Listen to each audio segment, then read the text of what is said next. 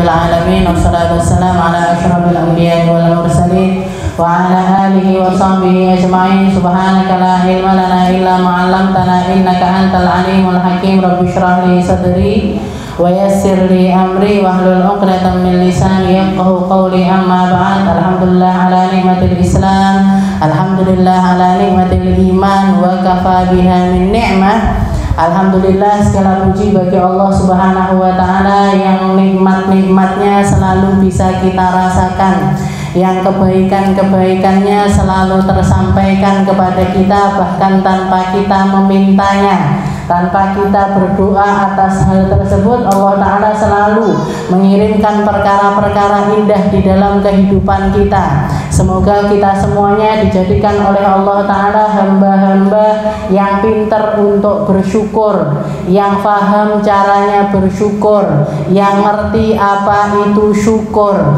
yang paham bagaimana cara mengekspresikan setiap nikmat-nikmat yang Allah Ta'ala berikan kepada kita, sehingga semuanya menjadi sesuatu yang bisa kembali kepada Allah Ta'ala. Kita pertanggungjawabkan di hadapan Allah Ta'ala dengan cara yang baik, dengan cara yang indah, dibalas dengan surganya, dibalas dengan kedekatannya, dibalas dengan perkumpulan-perkumpulan bersama hamba-hamba Allah Ta'ala yang mulia dan dimuliakan oleh Allah Subhanahu wa Ta'ala. Dan alhamdulillah, di kesempatan kali ini kita akan meneruskan masih tentang pembahasan kita di dalam kitab Risalatul Mu'awanah, karya dari Al-Habib Abdullah bin Alawi Al-Haddad, yang membahas tentang sholat, masih membahas tentang perkara sholat. Satu ibadah yang dikatakan oleh para ulama, dijuluki oleh para ulama dengan nama ruhul ibadah. Jadi sholat itu adalah ruhnya semua ibadah. Ibadah macam apapun, sebanyak apapun, setinggi apapun, bahkan ibadah tersebut. Ada orang misalkan sedekah per bulannya 1 miliar misalkan, ada orang bangun pesantren sana sini, ada orang ngajarkan ke sana ke sini, tapi kok yang namanya sholat itu diterlantarkan, kok orang tersebut tidak melaksanakan sholat atau sholatnya itu disepelekan, maka semua ibadah yang lainnya akan menjadi ibadah-ibadah yang sia-sia, akan menjadi ibadah yang tanpa ruh. Makanya para ulama mengatakan ruhnya ibadah itu adalah sholat. Setiap kali kita memperhatikan ruh, setiap kali kita itu mengasih perhatian lebih terhadap ruh tersebut, maka ruh itu akan menjadi semakin sehat, akan semakin kuat, akan semakin memperbaiki perkara-perkara yang lainnya. Kayak kita misalkan, jenengan misalkan, kalau hatinya sedih, kalau nuraninya lagi down, sembarangi malah ndak enak. Nggih napa mboten?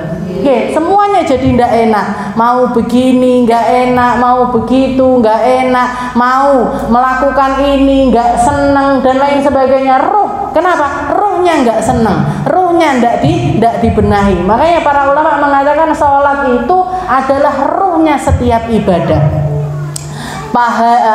Sedekah kita akan semakin bagus, akan semakin bermakna ketika sholat kita membersamai sedekah tersebut dengan cara yang baik. Makanya para ulama kita bab yang membahas tentang sholat ini selalu diulang-ulang, karena ini memang adalah kuncinya dari semua ibadah yang lainnya. Ngambil dari apa yang dikatakan oleh Rasulullah SAW, awwalu ma yuhasab minal insan as-shalah. Hal pertama yang akan ditanyakan oleh Allah Ta'ala terhadap setiap hamba adalah perkara sholatnya. Duduk bapakmu sopo, ibumu sopo, omahmu neng ngendi, ndak ditanya. Keri ya ditanya, tapi nanti di akhir-akhir, di kesekian kalinya. Yang pertama kali akan ditanya sama Allah Ta'ala adalah tentang perkara sholatnya. Katanya Rasulullah, kalau misalkan sholatnya bagus, sholatnya indah, sholatnya terep, Allah Ta'ala akan menganggap amal-amal yang lainnya ini baik-baik juga. yang lainnya dianggap baik karena sholatnya baik. Begitu juga dengan sebaliknya, kalau sudah masalah sholatnya aja sudah nggak bener, sholatnya sudah nggak karu-karuan, maka ibadah yang lainnya sebagus apapun ikut menjadi sesuatu yang sia-sia. Makanya banyak sekali sunnahnya. Kita sudah bahas tentang mubadarah bisalah, melakukan sholat secara cepat-cepat di awal waktu. Nggak iso di awal, kita jaga di awal waktu, kita jaga di awal waktu. Kalau bisa dilaksanakan secara berjamaah, jangan sampai sholat sendirian. Dan yang kita masuk di dalamnya sekarang adalah wa alaika bil khusyu'i fi salatik wa hudurul qalbi wa tahsinul qiyam wa tartilul qiraah wa tadabburuha wa itmamur ruku' was sujud wa sairil arkan. Beliau mengatakan, Habib Abdullah di sini mengatakan, hendaknya engkau bil khusyu'i fi shalah, untuk melaksanakan sholat itu dengan khusyuk. Belajar khusyuk, memaksakan untuk khusyuk, bahkan pura-pura khusyuk. Orang yang khusyuk aku tak etok khusyuk, tidak apa-apa. Itu langkah kita untuk menjadi seseorang yang khusyuk. Tapi yang penting khusyuk itu termasuk di dalam list kita untuk sebelum kita melaksanakan sholat. Aku sholat kudu khusyuk. Aku sholat harus mengusahakan khusyuk. Saya mau masuk ke dalam sholat ini harus tenang pikiran saya, harus tenang hati saya, harus bersih pakaian saya, harus ngadep ke arah kiblat gitu. Semua aturan-aturan yang dibikin sama Allah Ta'ala tersebut untuk bisa, semuanya tujuannya untuk memfokuskan pikiran kita, untuk meluruskan tujuan kita agar sholatmu ini ada khusyuk di dalamnya. Walaupun khusyuk itu angelnya luar biasa. Katanya Sayyidina Abdullah bin Mas'ud mengatakan, awwalu ilmin yunza' fi hadhil ummah al khusyuk. Wasayati yaumal qiyamah, akan datang. Jadi katanya Abdullah bin Mas'ud, katanya salah seorang sahabatnya Rasulullah Shallallahu Alaihi Wasallam yang dijuluki sahibu siwakin Nabi wa sahibuni alin Nabi. Julukannya beliau adalah orang yang bagian bawakan siwaknya Nabi sama yang bagian bawakan sandalnya Nabi. Abdullah bin Mas'ud, tukang gowo sandal sama tukang bawa siwaknya Nabi. Tapi menjadi salah satu di antara para sahabat yang paling alim, yang paling ngerti. Bahkan beliau mengatakan tidak ada satu ayat pun yang turun kepada Rasulullah SAW kecuali saya tahu di mana turunnya, kapan turunnya, apa hikmah di dalamnya, apa hukum yang terkandung di dalamnya, sebab turunnya apa, saya tahu semuanya. Ini katanya Sayyidina Abdullah bin Mas'ud. Orangnya kecil, kurus. Bahkan pernah ketika beliau itu enek angin rodok banter melimbung, saking kurusnya. Sak kurus-kurusnya orang zaman sekarang ndak enek sing melimbung. Ndak enek sing melimbung kena angin itu loh, nggak ada yang terbang. Ini Sayyidina Abdullah bin Mas'ud. Jadi beliau mengatakan ilmu pertama yang akan dicabut oleh Allah Ta'ala, yang akan pertama kali diambil sama Allah Ta'ala adalah ilmu khusyuk. Orang yang ngomongin tentang khusyuk banyak, yang ngajarkan tentang khusyuk banyak, sing praktek titik banget. Yang ngomongin ndak iso khusyuk dia. Saya ngomong ini loh nggak iso khusyuk. Tapi mengajarkan orang khusyuk, ngasih tahu, tapi sesuai dengan apa yang dikatakan oleh para ulama kita, memang khusyuk itu sesuatu yang sangat sulit sekali. Awalu ilmin yunza fi hadhil ummah al khusyuk. Nanti bahkan beliau mengatakan nanti akan datang satu zaman, tidak jauh dari zamannya Rasulullah Shallallahu Alaihi Wasallam, hatta la takat taro khosyian. Kamu akan sangat sulit sekali nyari orang yang khusyuk. Sholat iso khusyuk itu kalian akan menemukannya sedikit sekali. sedikit sekali. Ada, setiap zaman, setiap masa sampai nanti hari kiamat Allah Ta'ala akan selalu ngasih, akan selalu mengeksiskan, akan selalu ada. Kita kalau mau nyari orang yang sholatnya bisa khusyuk pasti bakalan ketemu. Tapi titik, bukan cuma titik, titik banget, dikit sekali. Ada orang bisa sholat khusyuk itu dikit sekali. Sulit, tapi tidak boleh kita tinggalkan sama sekali. Harus terus diusahakan, harus terus belajar gimana caranya. Hal-hal yang diajarkan sama Rasulullah SAW selalu sebelum sholat. Pernah Rasulullah mengatakan, idza quddimal asya faqaddimul asya'u qabla al-isya. Kalau makan malam sudah dihamparkan, kalau makan malam sudah disajikan, makan dulu baru sholat isya. Kalau kamu sholat isya dulu, habis itu makan, padahal sudah menyaksikan makanan yang dihidangkan itu apa saja, kamu sholat pikiran meneng-meneng asya, pikirannya di makan malam. Bariki mangan soto, bariki mangane bakso, bariki rawon dan lain sebagainya.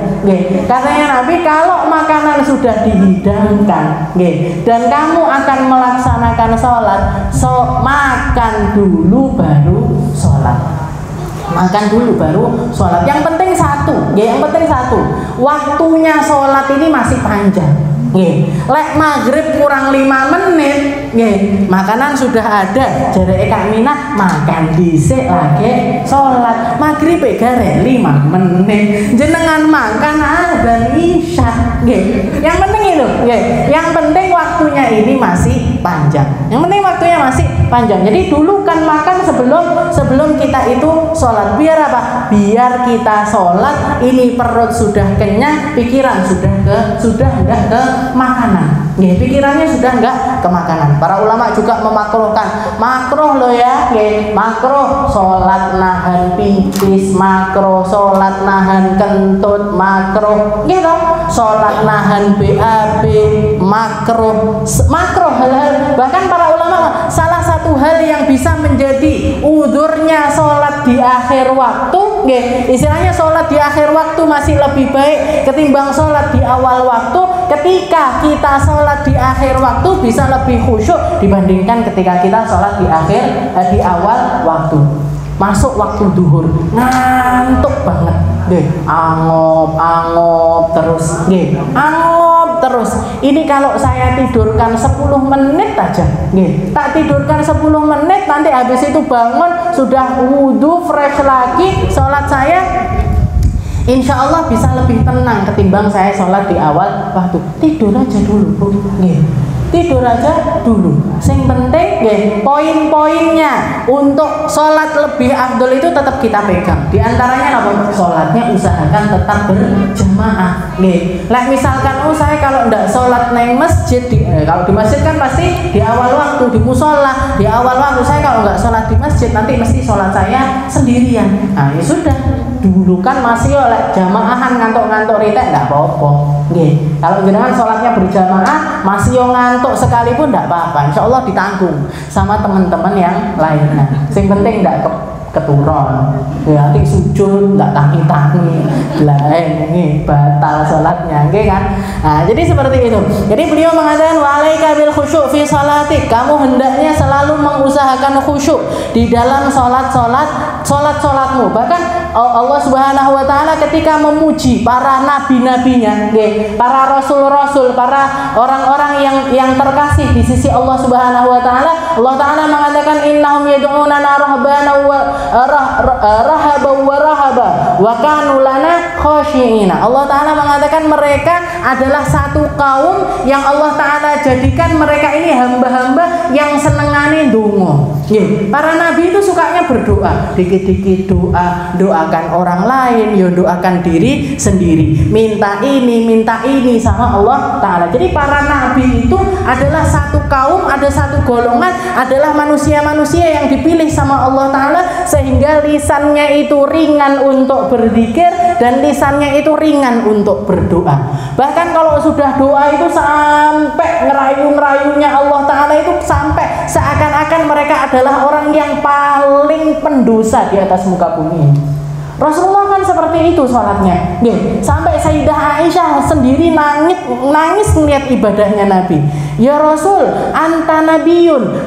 Ya Allah, ya Rasul, jenengan ini nabi, jenengan itu rasul, jenengan itu manusia yang sudah diampuni sama Allah Ta'ala, dosanya di awal dan di akhir kabeh wis diampuni. Wa anta taf'al hakadha ya Rasul. Dan jenengan sholat malam sampai kaki bengkak kayak gini ya Rasul. Jenengan nangis sepanjang malam sampai sajadahnya basah, sampai ininya basah, sampai bajunya basah, sampai sorbannya basah. Kayak gini kenapa ya Rasul? Jadi para nabi itu satu kaum ini tandanya kalau Allah Ta'ala cinta sama seorang hamba, diingat gampang, diingatkan zikir, gampang berdoa, gampang memuji, gampang melakukan kebaikan. Jawabannya Nabi cuma satu, saya adalah orang yang paling dapat nikmat paling besar dari Allah Subhanahu wa Ta'ala. Afala akunu abdan syakura. Apa salahnya kalau saya itu jadi seorang hamba yang pandai untuk bersyukur. Ini yang dikatakan oleh Rasulullah SAW. Setelah itu wa kanu lana khosyi'ina. Tanda yang paling jelas dari para nabi adalah mereka adalah hamba-hamba Allah Ta'ala yang paling khusyuk.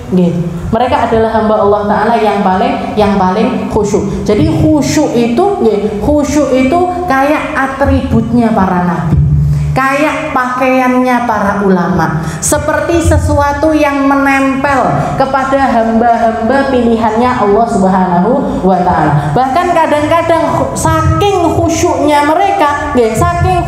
mereka membuat orang-orang yang ada di sekitarnya ini ikut khusyuk.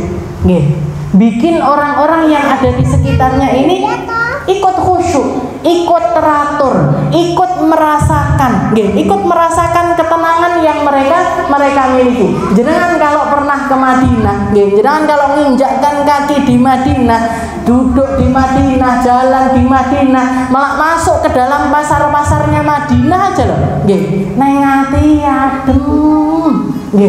Di hati itu istilahnya nggak sama, kayak Mekah itu nggak sama, beda jauh antara Mekah sama Madinah itu. Dan itu istilahnya dulu saya kira saya tok yang merasakan, tapi ternyata enggak.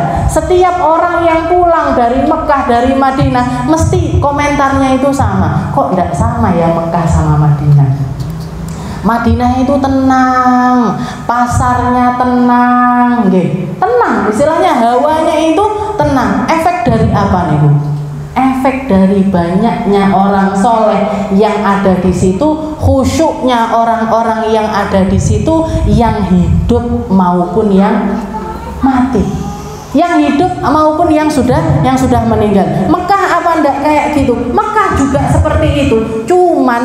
Cuman cara ekspresi dari model ibadahnya itu beda. Kalau di Mekah itu orang kayak keburu-buru, pengen umroh lagi. Kayak jadi kita ngelihat di situ orang-orang berlomba-lomba untuk beribadah. Lek Madinah itu tenang. Kenapa? Karena ibadahnya yo mek salat ke masjid, ke masjid, nanti ziarah ke masjid lagi, ziarah. Kalau di Mekah itu kayak ada yang dikejar, umroh sekali, umroh 2 kali, umroh 3 kali, nanti ke Arafah, nanti ke Minang, lempar jumroh ini itu dan lain sebagainya. Jadi macam-macam yang dirasakan, macam-macam model ibadah, sama-sama istilahnya punya rahasia masing-masing, tapi ada kekhusyuan yang berbeda antara Mekah dan juga Madinah. Antara Mekah sama Madinah ini ada cara khusyuk yang berbeda di tempat-tempat tersebut. Dan tidak bisa sama dengan masjid-masjid yang lainnya ataupun daerah-daerah yang lainnya. Karena banyaknya para nabi yang ke situ. Para nabi itu semuanya berangkat haji. Tidak ada satu nabi pun kecuali Pak Haji. Bu Haji, bojone Nabi Bu Haji. Gitu. Para nabi itu semuanya pernah berhaji, kecuali satu yang belum haji, Nabiullah Isa. Nabi Isa itu belum haji, tapi nanti ketika beliau diturunkan di akhir zaman, beliau akan berangkat haji bersama rombongan, dan yang dipastikan untuk jadi rombongannya Nabiullah Isa adalah para Ashabul Kahfi. Karena Ashabul Kahfi nanti di zamannya Nabi Isa juga akan dibangkitkan sama Allah Ta'ala, berangkat haji jadi rombongannya Nabiullah Isa, sakloter sama Nabi Isa. IDW milik napa? Tapi dadak ngenteni Nabi Isa keluar nanti. Walaika bil khusyuk fi salatik wa huduril qalbi wa tahsinul qiyam. Jika beliau mengatakan kamu hendaknya mengusahakan untuk khusyuk di dalam setiap salatmu. Wa hudurul qalb, dan menghadirkan hatimu. Hudur sama khusyuk itu sesuatu yang berbeda. Khusyuk itu banyak hal yang harus kita usahakan untuk mencapai khusyuk tersebut. Imam Ghazali ketika mendefinisikan yang namanya khusyuk, beliau mengatakan paling tidak kalau kita mau menggapai yang namanya khusyuk, 6 hal yang harus ada di dalam sholat tersebut. Kalau kita pengen istilahnya dapat yang namanya sholat khusyuk, paling tidak 6 hal yang harus kita usahakan, yang harus kita lakukan di dalam setiap sholat kita. Yang pertama, hudurul qalb, hadirnya hati, hatinya dihadirkan. Apa enek? Orang istilahnya seseorang semua orang kan punya hati, tapi tidak semua orang hatinya itu hadir. Gitu. Ada yang istilahnya saya misalkan ngobrol sama seseorang, ini air ini begini, ini ngobrolin sesuatu, tahu-tahu dia ngomong apa toh? Kamu tadi itu ngomong apa? Itu tandanya apa? Orangnya tok yang di depan, hatinya tidak hadir. Hatinya paling meloncat sana, meloncat sini. Kayak jenengan semuanya duduk di sini. Kadang-kadang kan lepas hatinya. Kadang-kadang wes berusaha delok merhatekne Kak Mina, cucuk watone merem. Hilang hatinya. Anak sing kepikiran bojoku mang mesti mau borong ya. Makan malam yang saya sajikan dituduh mesti mau apa durung. Anakku mang wis gara PR apa urung. Setelikananku sik akeh, jemuranku sik yudan. Nah ini berarti apa? Kita hadir di majelis ini, tapi belum tentu hati kita itu selalu hadir. Belum tentu hati kita itu selalu hadir. Jadi yang pertama kita usahakan adalah hudurul qalb. Hati kita hadir mulai dari awal sholat sampai akhir sholat.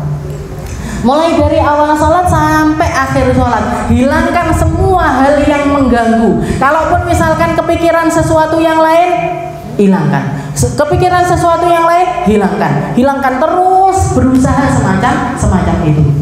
Nanti akan terbiasa. Kalau kita mengusahakan yang semacam itu, hadir ditolak. Nanti khusyuk itu tadi, hudur itu tadi, hadirnya hati tersebut akan datang secara otomatis di dalam diri seseorang yang terbiasa khusyuk, terbiasa hadir. Orang yang terbiasa fokus, terbiasa nggatekne, terbiasa mendengarkan, ini otomatis dia begitu duduk khusyuk. Kayak yang didapat oleh para sahabatnya Rasulullah Shallallahu Alaihi Wasallam. Ada yang dipotong kakinya ndak kerasa, ada yang rumahnya kebakaran sampai separuh ndak kerasa. Begitu salam, loh, iki mang kobongan toh. sudah hilang separuh rumahnya. Sing kobong sudah separuh, diteriakin sama orang-orang. Jadi panas, panas yang orang kebakaran kan panas. Dia kan ada di tengah-tengah api, sampai ndak kerasa genine.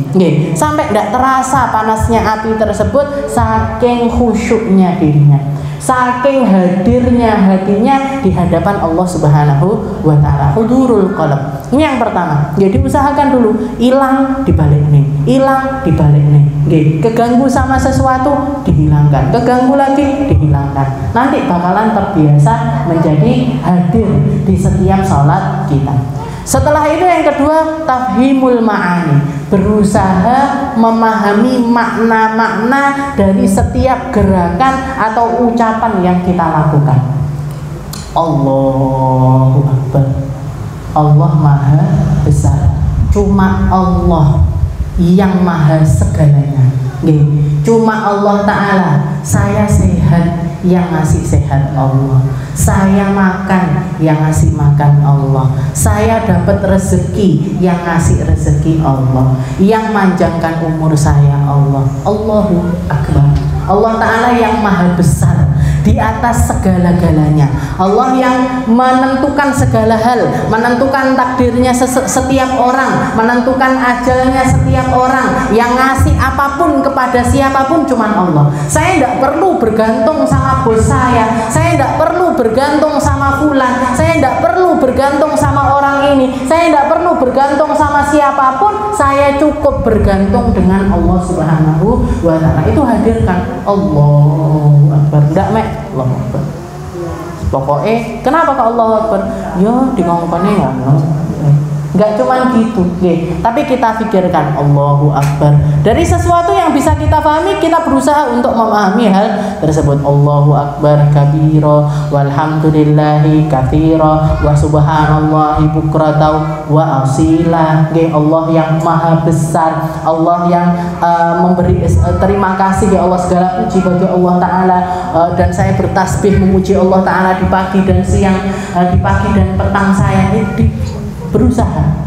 Lah enggak ngerti kan? Enggak ngerti. Kalau misalkan kita enggak ngerti, Imam Ghazali juga yang mengatakan kalau misalkan kita masih belum bisa memahami setiap makna-makna yang ada di dalam bacaan-bacaan sholat kita, minimal di 3 tempat ini kita memikirkan.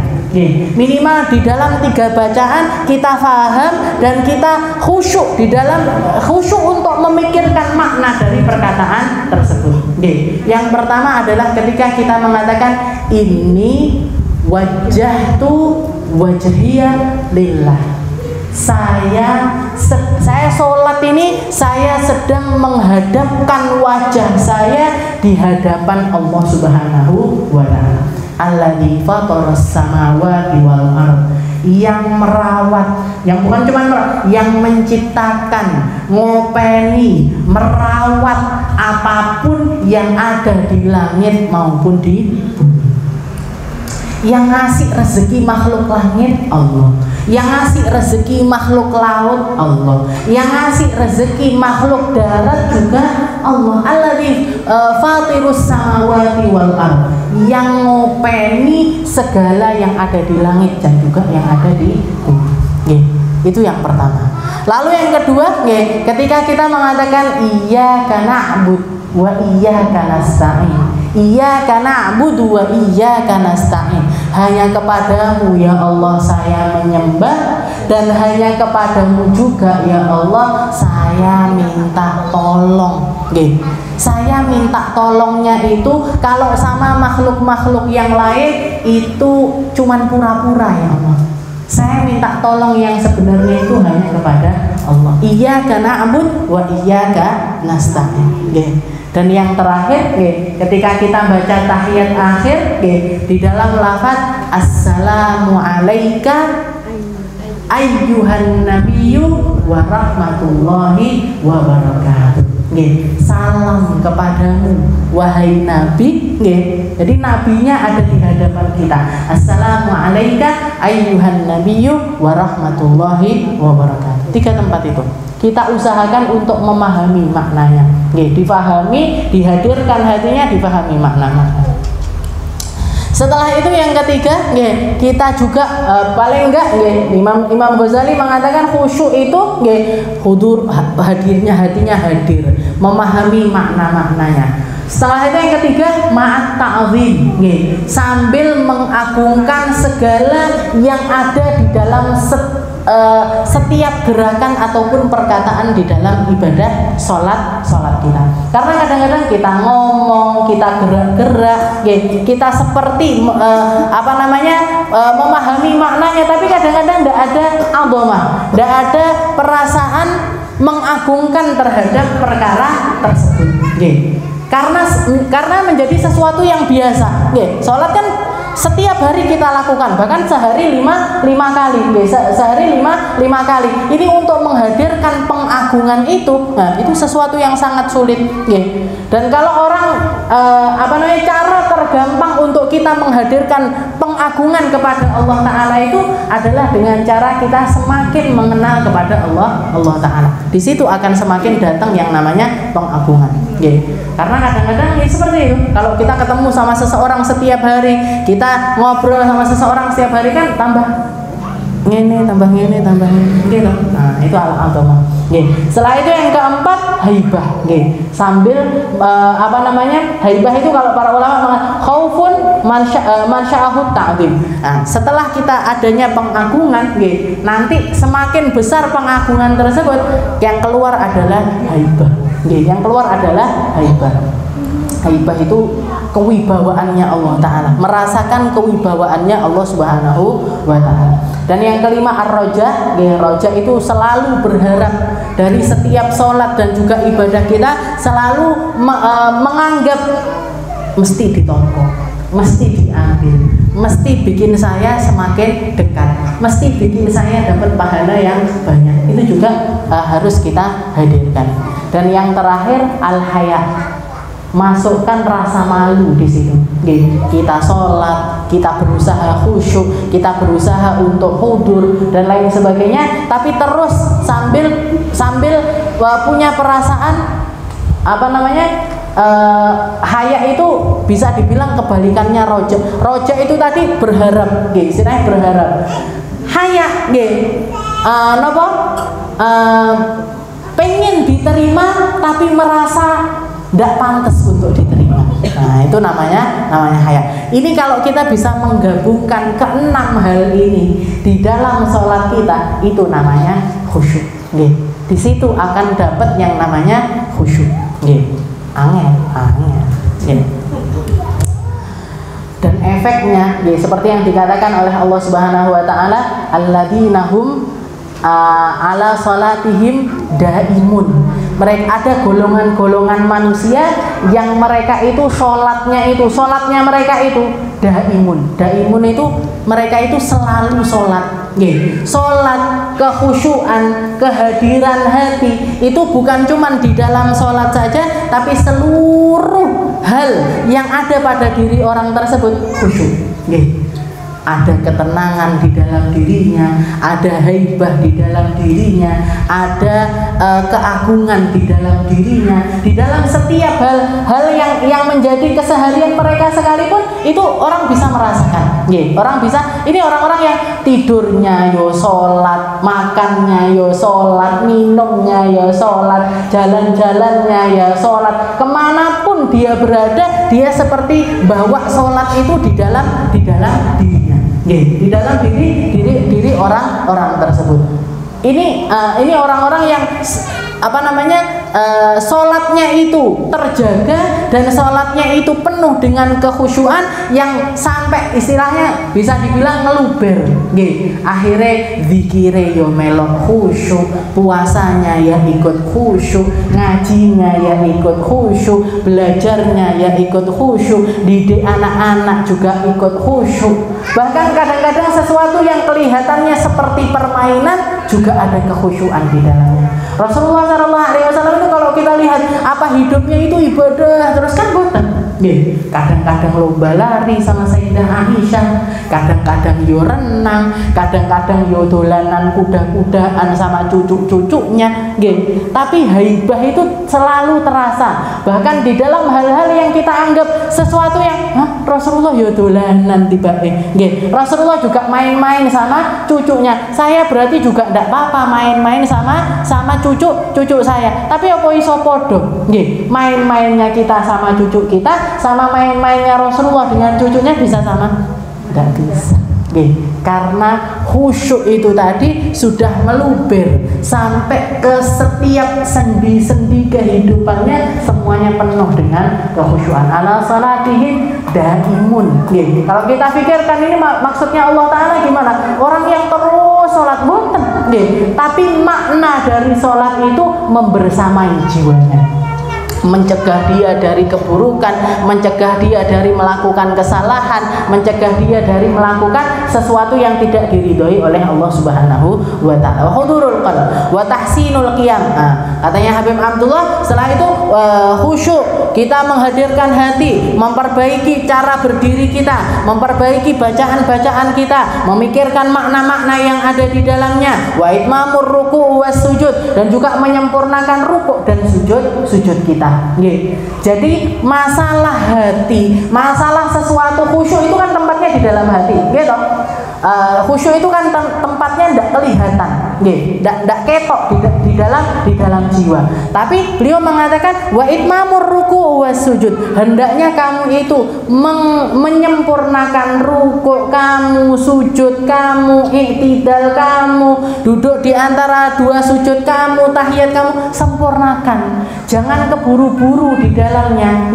Jadikan itu sesuatu yang kamu lalui dengan ketenangan dan juga kekhusyuan, karena yang tampak dari sholat kita itu juga menjadi penentu apa yang ada di dalam hati kita.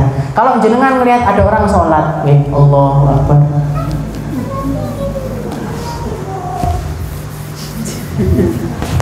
berkanan, kiri, kene, bisa dibilang orang ini khusyuk?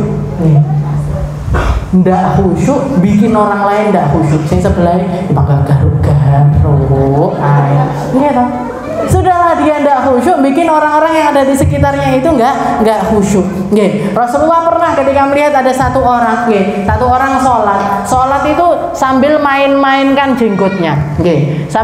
Jadi dia punya jenggotnya itu dimain-mainkan. Katanya Rasulullah, idza khasha'a qalbu, kalau misalkan hatinya dia khusyuk, sakanat jawarihu, badannya dia juga bakalan ikut tenang. Orang sholat oyengai, itu tandanya kalau dia itu tidak khusyuk. Pertanda kalau misalkan yang luar saja dia tidak bisa menenangkan, apalagi yang ada di dalam. Apalagi yang ada di dalam. Walaupun belum tentu, istilahnya belum tentu yang kelihatannya rapi sholatnya itu lebih khusyuk dibandingkan yang ngogreh. Dibandingkan yang oyeng kayak gitu, belum tentu juga. Belum tentu juga seperti itu. Karena masalah hati, masalah khusyuk itu antara seseorang dengan Allah Subhanahu wa Ta'ala. Ada orang yang tenangnya itu di dalam gerakan, ada orang yang tenangnya itu di dalam gerakan. Nah, kalau melihat ada orang tahlilan la ilaha illallah la ilaha illallah la, awake ngene nang ngene. Sama yang la ilaha illallah la ilaha illallah. Enakan ndi? Enakan mana? Enak sing ngene. Ngikuti iramanya. Ada kalanya istilahnya belum tentu. Kadang-kadang itu rasa yang ada di dalam hati itu kadang-kadang sesuatu yang kelihatannya itu selalu bergerak. Terus berarti dia tidak bisa khusyuk, belum tentu. Dan belum tentu orang yang diem lah, tambah cilik hilang di baik dulu. Belum tentu juga. Jadi istilahnya masalah kekhusyuan seseorang itu memang urusan pribadi setiap orang. Kita tidak perlu mengatakan awakmu tidak khusyuk sholat enggak garu-garu, awakmu tidak khusyuk sholat enggak hoyeng, kamu tidak khusyuk, tidak, itu bukan urusannya kita. Ini jadi ilmu ketenangan dohir, setelah itu untuk mengekspresikan menyaksikan ketenangan batin itu untuk diri kita, tujukan kepada diri kita sendiri. Aku tak jajal sholat, tak tenangkan semua anggota tubuh saya, semoga kekhusyuan itu juga bisa masuk ke dalam hati saya. Itu untuk pribadi kita, bukan untuk nilai orang lain. Kalau Rasulullah kan ngerti, kalau Nabi Muhammad kan ngerti apa yang ada di dalam hati seseorang. Dan ini Rasulullah pengen mengajarkan kepada kita, idza khasha'a qalbu, kalau orang ini hatinya itu khusyuk, hatinya itu tenang, mesti ndak oyeng kayak gitu. Pasti ndak gerak-gerak seperti itu. Wa itmamur ruku' was sujud wasairil arkan wal muhafadzah ala sunan wal adab allati nadabaka syar'u ilal amali biha fi salati. Dan hendaknya kita menjaga setiap adab ataupun juga sunnah-sunnah yang disunnahkan oleh Rasulullah Shallallahu Alaihi Wasallam untuk ada di dalam sholat kita. Rasulullah pernah nyuruh melarang, nahan Nabi Shallallahu Alaihi Wasallam anit tasarruh, apa bahasanya, jadi takhassur. Jadi Rasulullah itu melarang seseorang itu sholat malang kerik. Kalau kita kan tidak lumrah, sholat Allahu Akbar terus malang kerik gini. Makanya para ulama mengatakan malang kerik di dalam sholat itu ada yang mengatakan haram, ada yang mengatakan makruh. Ada yang mengatakan haram, ada yang mengatakan makruh. Bahkan di dalam sholat ndak etis, di luar sholat aja loh ndak etis gitu. Ada orang, saya misalkan ngajar jenengan sama ngeten, ibu-ibu gimana, jangan ada yang ngantuk, jangan ada yang kan kami nahi piye to. Kan kayak orang petantang petenteng gitu, kayak orang sombong seperti di luar sholat aja ndak etis, apalagi di dalam sholat. Tapi di dalam hadis yang lain Rasulullah mengatakan al-mukhtasirina kanu yaumal qiyamah ala wujuhihimun nar, ala wujuhihimun nur. Jadi orang-orang yang sampai ngeten niki, jadi begini di dalam sholat mereka itu nanti di hari kiamat wajah-wajah mereka itu bersinar. Maksudnya apa? Maksudnya nopo? Yang pertama, kenapa kok dilarang sama Nabi, dan yang kedua, kenapa kok dipuji sama Rasulullah Shallallahu Alaihi Wasallam? Golongan yang pertama adalah seseorang yang sholat setelah itu melakukan hal yang semacam ini, malang kerik itu tadi, tanpa ada hajah di dalamnya. Tidak ada keperluan untuk melakukan itu di dalam sholat mereka. Sedangkan golongan yang kedua ini adalah golongan para sahabat yang sholat di malam hari, saking lamanya berdirinya mereka sampai kesel sedakep, akhirnya mereka milih untuk begini.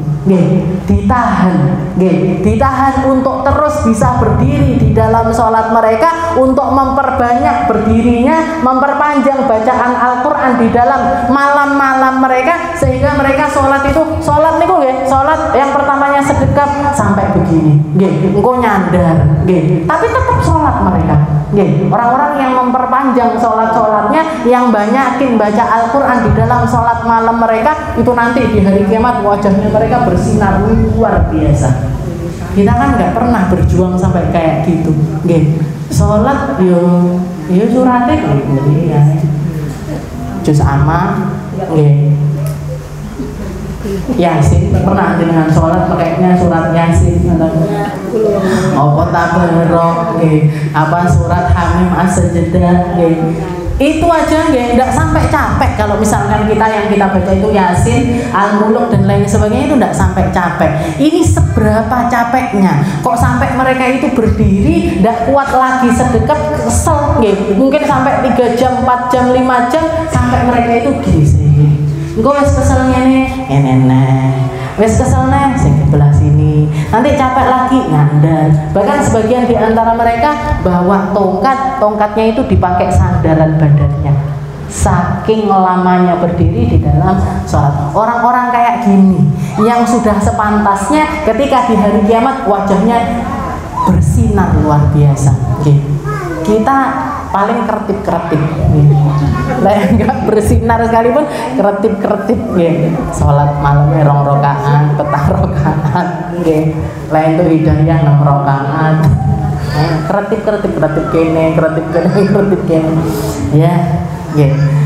wal muhafadzah ala sunan wal adab allati nadwa kasyara ilal amali biha fi salati wal ihtiras mimma yujibu naqsan minas salah au yafutu bihi wujudal kamal, dan kita jaga agar salat-salat kita ini terhindar dari perkara-perkara yang akan merusak nilai dari ibadah salat kita. Jadi maksudnya apa?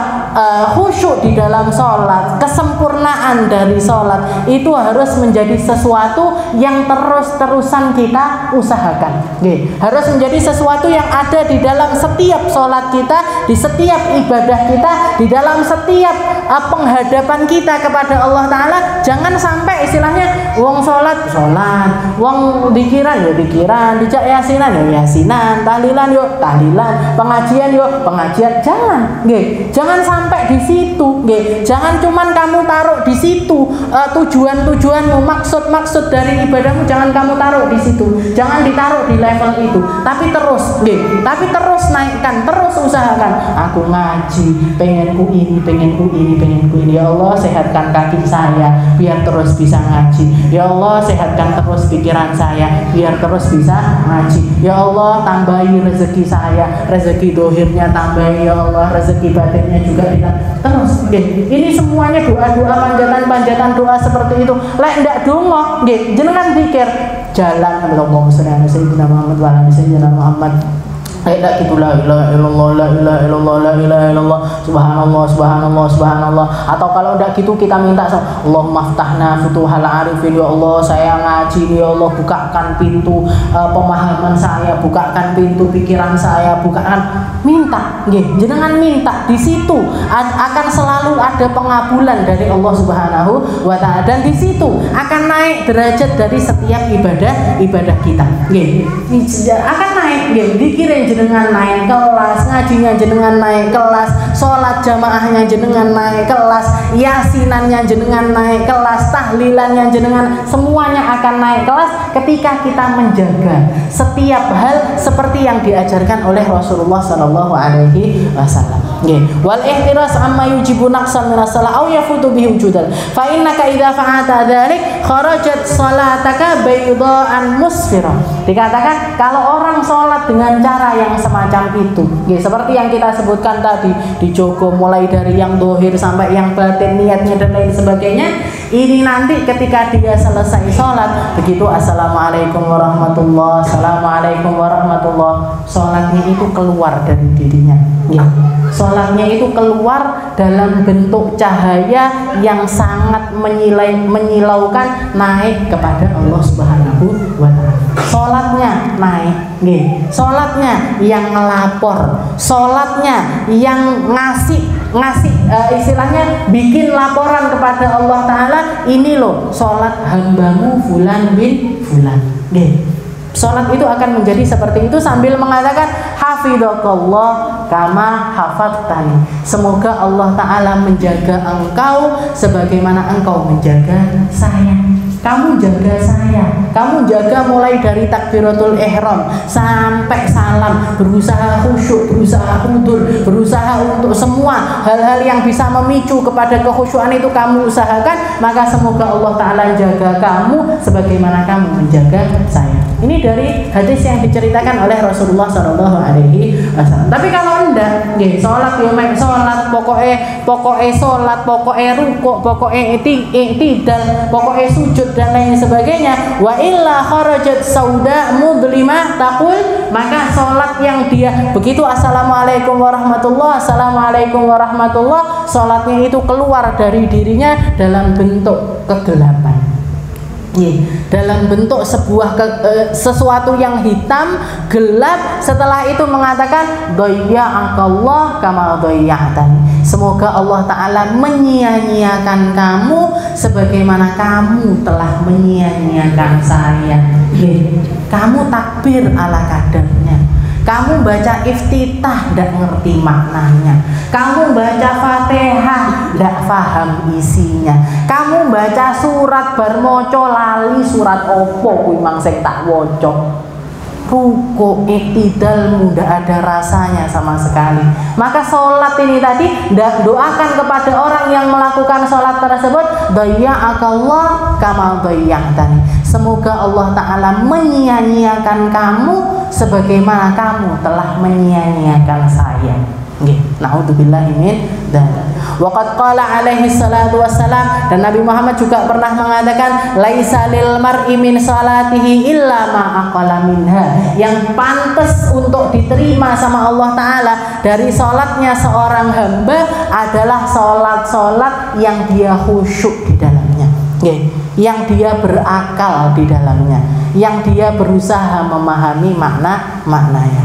Wa qala Al-Hasan Al-Basri, Sayyidina Hasan Al-Basri salah satu tabi'in di masa setelahnya para sahabat niku di zamannya para tabi'in, di zamannya para tabi'in ada beberapa tabi'in yang paling menonjol. Di antaranya adalah Imam Hasan Al-Basri. Sayyidina Imam Hasan Al-Basri rahimahullah, beliau mengatakan kullu salatin la yahduru fiha al-qalb fahiya ilal uqubati asra. Setiap sholat yang tidak hadir hatinya di dalam sholat tersebut, maka sholat itu kepada azabnya Allah Ta'ala jauh lebih cepat untuk orang tersebut ketimbang bawa dia ke dalam surganya Allah Subhanahu wa Ta'ala. Jadi lebih cepat bawa dia ke neraka ketimbang menuju ke dalam surganya Allah Subhanahu wa Ta'ala. Wa syaitan la'anahullah harisun ala ayyushghilal mu'min an salati. Dan setan itu tidak pernah putus asa. Setan itu tidak pernah biarkan sia-sia. Ada seseorang yang bisa dicuri sholat-sholatnya dan dia tidak mencurinya, itu tidak mungkin. Jadi setan itu kayak gitu, terus hadir. Adewi takbir, wes diusir, a'udzubillahi minasyaitonirrajim. Wes ngoten pisan. Ngalih balik nah. Allah itu tak cipuke. Akbar itu tak cipuke.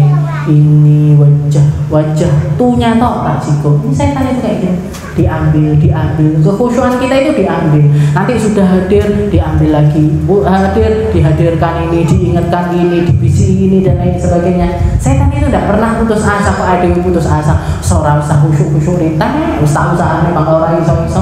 Setan loh tidak pernah putus asa untuk nyuri sholatnya jenengan, nyuri ibadah kita, ngambil sesuatu yang harusnya bernilai jadi tidak ada nilainya. Itu setan tidak pernah putus asa. Jadi beliau mengatakan syaitan la'anallahu harisun ala ayyushghilal mu'min an salati. Setan itu selalu nyibukkan, selalu datang untuk menyibukkan seorang mukmin dari salatnya. Hatta innahu yaftahu lahu 'inda qiyamihi ila salati abwaban minal hawaij wa yudzakiruhu asya' minal umuri allati tahummuhu fi dunyahu. Jadi bahkan yang paling sering dihadirkan sama setan itu kalau kita sedang sholat diingatkan hal-hal yang kita itu lupa, diingatkan hal-hal itu yang kita itu lengah. Di luar sholat itu bahkan nggak kepikiran, tapi di dalam sholat itu kayak kunci bebek pak ya, kuncinya neng dia, kunci motornya neng di anaknya ditekoi, ininya ditekoi, pembantunya di kabeh ditekoi. Wes tak sholat aja lah, sholat di lemari ini, di laci sebelah sini, siapa yang ingatkan? Setan. Makanya banyak hal yang diajarkan sama Nabi untuk kita. Termasuk di antara kalau para ulama kita ngajarkan ketika sebelum sholat itu minta Allahumma ati afdhala ma tu'ti ibadakas sholihin. Ya Allah kasih saya perkara yang paling indah yang telah Engkau berikan kepada hamba-hamba soleh. Apa itu? Khusyuk. Para ulama mengatakan yang dimaksud para ulama di situ adalah khusyuk. Sebagian ulama juga menganjurkan kita untuk sebelum sholat itu baca surat An-Nas. Qul a'udzu birabbin nas, malikin nas, ilahin nas, min syarril waswasil khannas. Bahkan dulu kalau di Hadramut itu ketika lafaz min syarril waswasil khannas itu sambil nyablek paha 3 kali. Bak sing banter Bu. Bak ben apa? Sadar. Nggih, biar sadar, biar ngantuknya hilang, nggih. Itu jadi baca An-Nas, setelah itu ketika lafaz min syarril waswasil khannas itu kita tepuk 1 2 3, nggih. Ditepuk pahanya 3 kali untuk mengusahakan biar istilahnya ya enggak ben ngantuk tok ya. Ya biar setannya itu pergi, nggih. Membaca surat An-Nas. Beda walam takun lahu qabla shalah ala bal, bahkan ketika sebelum sholat kita tidak kepikiran itu tapi dihadirkan sama setan di dalam sholat kita. Wa qasdul lain bidzalika ayyushghilu fi salatihi 'anil iqbal 'ala Allah wal hudur ma'ahu fiha, dan tujuannya cuma satu, tujuannya untuk menghilangkan hadirnya hati orang, hadirnya khusyuk seseorang di dalam sholat mereka. Karena tahu setan, yang pantas diterima sama Allah Ta'ala dari sholat seseorang yang khusyuk di dalamnya. Sing ndak khusyuk, Allah Ta'ala iki sholat apa? Baliknya nggone wong nggih, ndak perlu Allah Ta'ala dengan salat-salat yang semacam itu. Wa idza lam yahsul lahu dzalika fa innahu fatahul iqbal min Allah wa rubbama kharaja min salatihi ma'zuran. Bahkan berapa banyak orang yang salat tapi keluar dari salat itu dosanya tambah banyak, nggih. Walidzalika istahabbal ulama rahimallahu lil musalli ay yaqra 'inda iradati dukhul fi shalah qul a'udzu birabbin nas. Makanya para ulama mengajarkan ketika sebelum sholat itu baca surat An-Nas, sempatkan baca surat An-Nas, nggih. Apa toh? Nggih toh. Tahassunan minasyaitonir rajim, untuk jaga diri kita dari setan yang terlaknat. Wallahu a'lam bishawab. Insyaallah kita lanjutkan masih tentang bab sholat di dalam kitab Risalatul Mu'awalah.